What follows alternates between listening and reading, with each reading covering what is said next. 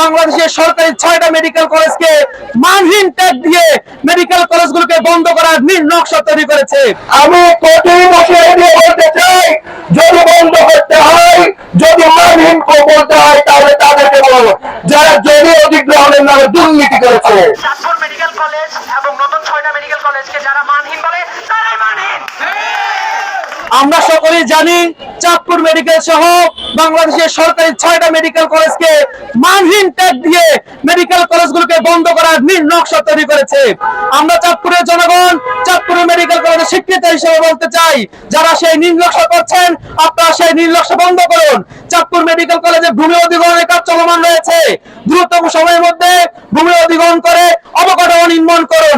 একটা মেডিকেল কলেজে আমরা দেখছি আপনারা অবকাঠামো দিয়ে আপনারা বলতে যাচ্ছেন সেটা মানযুক্ত মানহীন।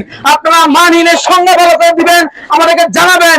চাঁদপুর মেডিকেল কলেজ সহ যে 6টা মেডিকেল কলেজ আছে সেগুলোর স্থায়ী ক্যাম্পাস দ্রুত নির্মাণ করবেন, আমরা সেই আশা রাখছি। আমাদের মেডিকেল কলেজে আগে ডাক্তার স্বল্পতার কারণে চিকিৎসা সেবা বিঘ্নিত হতো, কিন্তু এখন বর্তমানে ইন্টার্ন ডাক্তারদের কারণে এবং মেডিকেল কলেজ প্রতিষ্ঠার কারণে রোগীদের চিকিৎসা সেবা দিতে সক্ষম হচ্ছি। আমাদের মেডিকেল কলেজকে কেন মানহীন মেডিকেল কলেজ বলা হবে?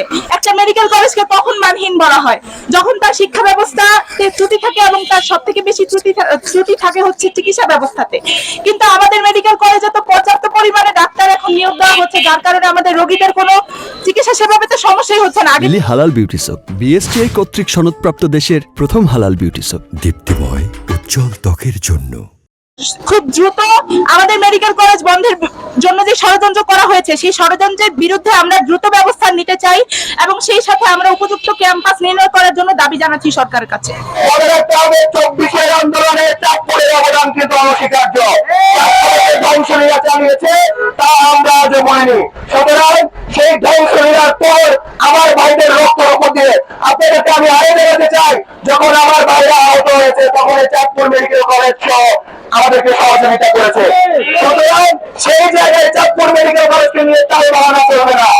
আমি কোটি বছর দিয়ে বলতে চাই, যদি বন্ধ করতে হয়, যদি মানহীন বলতে হয়, তাহলে তাদেরকে বলবো যারা জমি অধিগ্রহণের নামে দুর্নীতি করেছে, চাঁদপুরের মানুষের ভাগ্যের সাথে প্রতারণা করেছে, তাদেরকে জবাবদিহিতার সম্মুখীন করুন, তাদেরকে আমাদের সামনে নিয়ে আসুন, তাদেরকে সকলের সামনে জবাবদিহিতার সম্মুখীন করুন। তারা চাঁদপুরের মানুষদের সাথে প্রতারণা করেছে, চাঁদপুরের মানুষদের সাথে প্রতারণা করে অধিকার তাদেরকে কে দিল? এই ঐতিহ্যকে আমার ধরে রাখতে হবে। আমার একটা প্রতিষ্ঠান, আমার অনেক প্রতিষ্ঠান নেই, আমার কোটি প্রতি কোটি মানুষ এখানে এই মেডিকেল কলেজে এই মেডিকেল কলেজে যে 250-500 শয্যা বিশিষ্ট একটা হাসপাতাল থাকবে, সেখানেও তারা চিকিৎসা নেবে। আমি একজন চাঁদপুরের নাগরিক হিসেবে চাইবো যারা এই পরিকল্পনাটা করেছেন তারা ভুল করছেন। আর যদি সত্যিকারই হয়ে থাকে, আমি ওই দিন মহাপরিচালকের একটি শব্দ শুনেছি, একটা কথা শুনেছি, উনি বলেছেন যে এই ধরনের একটা অবস্থান আছে, কেউ না কেউ ওই জোর করে কোনো এমপি কোনো মন্ত্রীরা এরকম ধরন করছেন। কিন্তু আমার মনে হয় না যে এখানে কোনো জোর করে কোনো কিছু হয়েছে। এটা কোনো জোর করে কোনো কিছু হয় নাই, এটি দাবি ছিল, সেই দাবির প্রেক্ষিতে আমরা একটা মেডিকেল কলেজ পেয়েছি।